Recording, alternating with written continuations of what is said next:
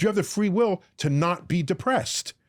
The person who's ready to jump off the bridge, in that instant, do they have the free will to not jump off the bridge?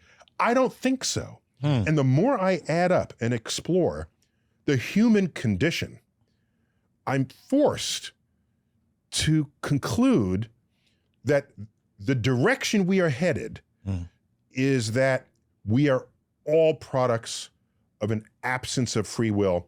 And as a result, society needs more compassion for people who do not otherwise fit in.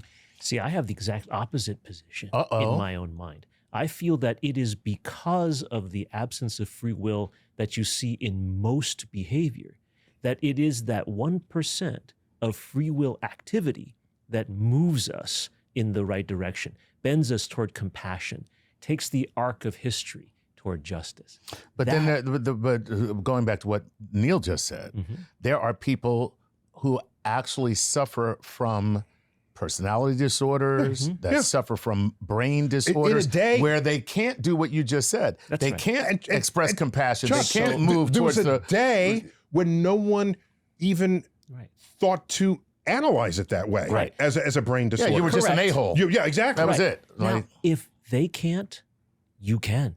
You can show that person compassion or understanding. And therefore, free will as an entity exists. Charles, you're drawing a line even if that I have seen be in constant motion over the decades and over the centuries. That line that you're saying, they don't have free will, but I do. I don't know that I can.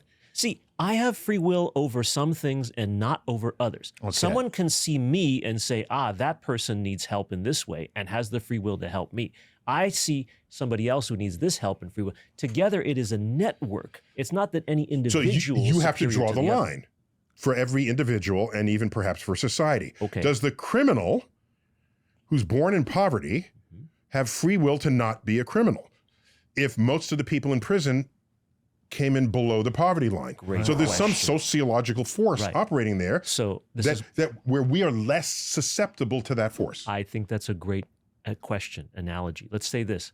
Say those folks who have been branded criminals by our society are incarcerated. Yes. We can then, who were fortunate enough not to face those same circumstances, who are not incarcerated, can look at these incarcerated people and instead of saying we must keep them away from society, welcome them back. So that's called restorative justice.